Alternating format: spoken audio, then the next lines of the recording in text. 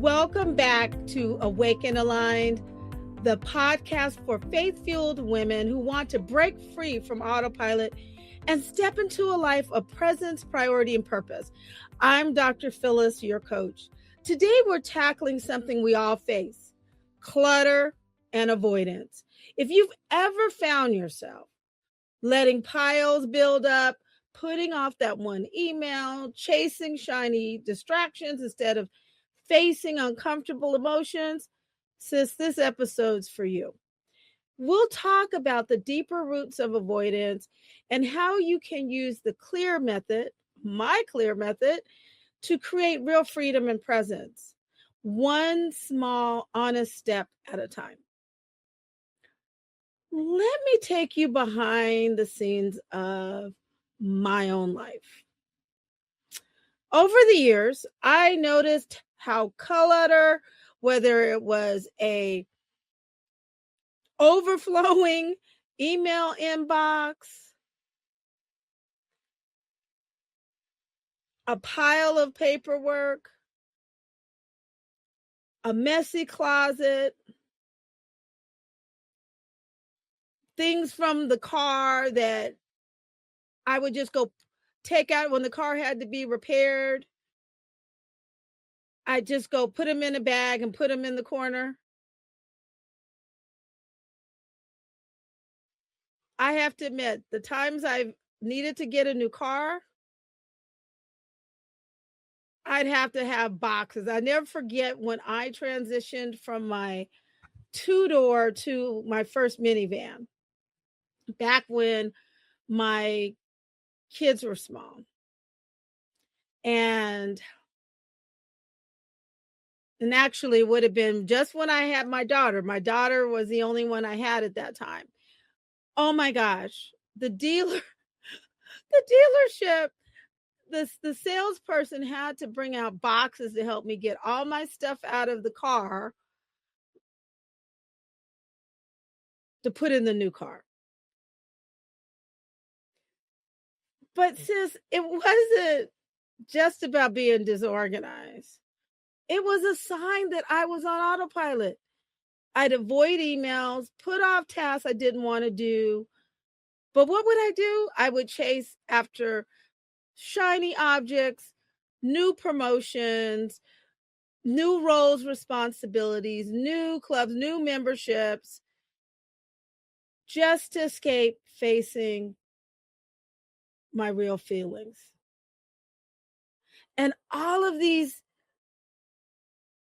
signs of clutter were signs of autopilot. I realized that every time I avoided a task, it really wasn't about the task. It was about an emotion. Now, understand, sis, I still took care of my kids. I still showed up for my husband. I was a hard worker, took care of my patients, worked in the community, but there were certain things that I just avoided because they triggered fear, overwhelm, guilt, or even grief.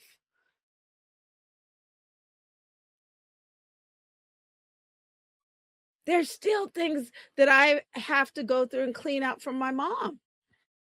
Too painful to face at the time of her passing.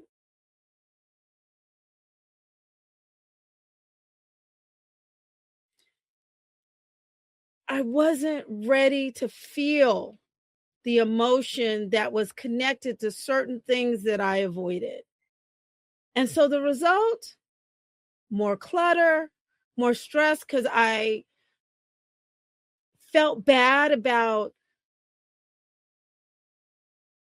and these were, now let me be clear, these weren't important emails. It was not taking time to erase emails that weren't important, or emails I acted on instead of like triaging them and I just leave them and move on.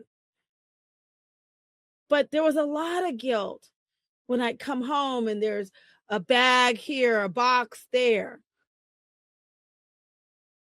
And then again, I didn't want to have to slow down. I didn't want to have to get off this treadmill my life had become, to really sit down and go through things. And that's how the avoidance showed up. But the breakthrough came when I stopped judging myself and judging the mess, the clutter, and start seeing it as a message, an invitation to pause, to process, and pray. I knew something had to change. This wasn't who I was or who I wanted to be.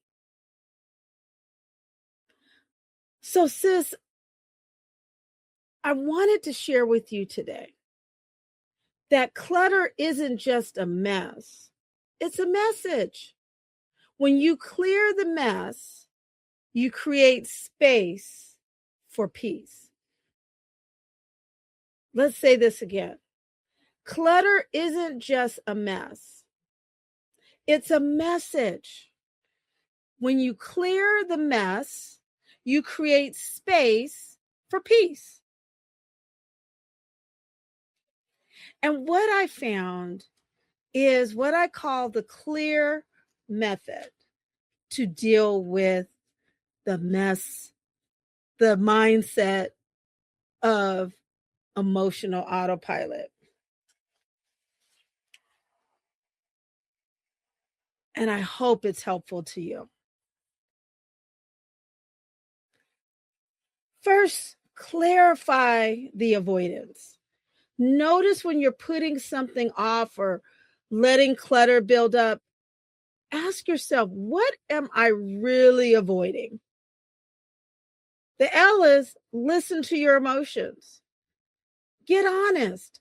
What feeling is underneath the avoidance? Is it fear, overwhelm, anger, sadness connected with what you've been avoiding, or something else? And sis, I want to interject here for a minute. Take a little detour for a minute.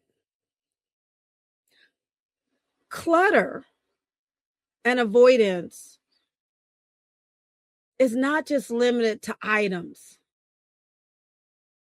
It can be involving relationships that you're avoiding, that need to be confronted or pruned, let go. Conversations that need to be had. It could also be a clutter of roles and tasks that are not yours really to be dealing with, but you're avoiding it. You're avoiding dealing with it. So you just keep on piling more and more on your daily plate of things to do because it's hard to stop. So coming back, I want you to listen to your emotions. Get honest. What's going on under those feelings, those emotions? What's going on? What's causing the avoidance? Again, is it fear? Feeling overwhelmed? An anger connected? A sadness? Or something else?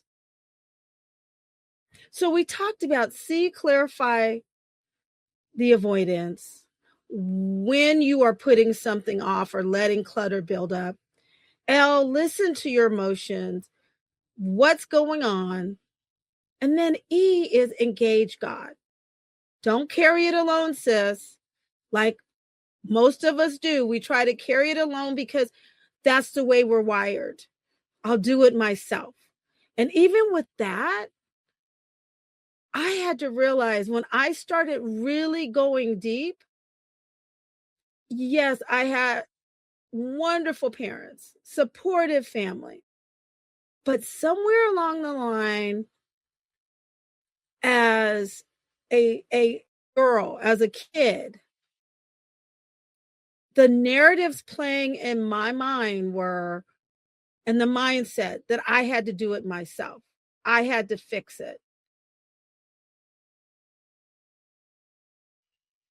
And probably at the time I was growing up, I had a lot of people, not a part of my family, but in the navigating the educational system when I was little, being one of only or a few Blacks in some of the educational or extracurricular environments I was in. I had this idea that I had to do it myself.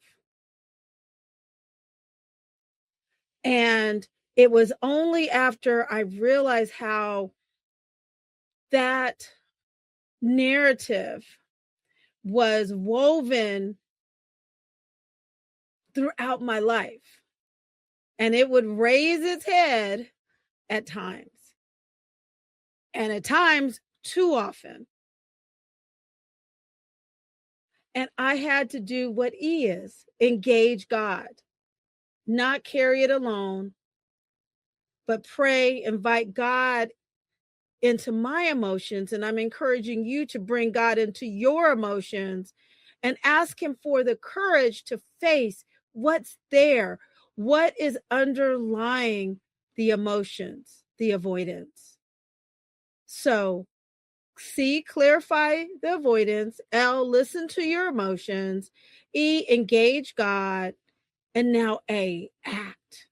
One small step. Take one imperfect action. It doesn't have to be perfect.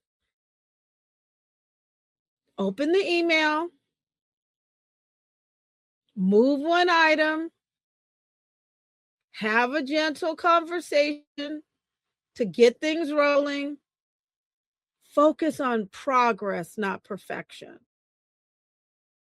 And then R, reflect and rejoice. Pause to notice the shift in how you are navigating life. Celebrate, celebrate, celebrate. I'm saying that because for us, high achieving, busy, big hearts, doing for everybody else, running on autopilot, we celebrate everyone else and we're our own biggest critic. Celebrate each win or presence that you make over avoidance. Celebrate your win. This is how you build momentum. Clarify the avoidance, listen to your emotions, engage God, act. One small step, reflect, and rejoice. So this week, I want you to use this clear method. When you notice that you're avoiding and you're very aware of clutter, especially of the emotional type, as well as things that are actually physically you can touch. And I want you to journal this week on it. I think it's so important because often we have great insights, but then in the midst of our day, let's be honest, is you forget. I've done it. And so really ideally get yourself a little journal. You can keep it in your purse or keep it in your car or keep it nearby. Just jot down when God is speaking to you or when you're going through this clear method. Yes, you can also jot it down in your phone, put it in your notes app on your phone. That's good too. Yet I would encourage you to get a journal because there's something about putting a pen or pencil in your hand, or if you have one of those I have a Remarkable. This is not an advertisement for Remarkable, but I'm looking for the other word for it. But if you have one, a tablet or iPad or something else that you use, that's fine too. But there's something about putting pen and pencil to paper, like real paper, so you can jot things down and get them out. It's almost like feeling you're really releasing them instead of doing one more thing of texting, one more, because we do that. Many of us do that for our jobs. We're on the computer, we're on the phone. So there's something set apart by getting a little journal or a notepad and writing down your thoughts. So, sis, I want you to remember, you're not lazy, you're not broken, abnormal, or behind. Clutter is not a character flaw. It's a clue that your heart needs attention. Your emotion needs attention. And as I said, we tend to be our own biggest critic. And I want you to realize this and remember, when you courageously face what's underneath, you break free from autopilot and you create space for God's peace, priority, and presence in your life. I pray that this episode, for those of you who are watching me on YouTube, I'm back in my she shed for this episode. And I, as always, enjoy our time together each week. And I really would pray that you do me the great honor of leaving me a review on the major platform that either you are listening or watching me on. And don't forget to like, subscribe, and share. I want to grow our community of faith-fueled women who want to break free from autopilot and live with presence, priority, and purpose. I'll see you next week on Awake and Align. This is Dr. Phyllis, your coach. Until next time. Bye-bye now.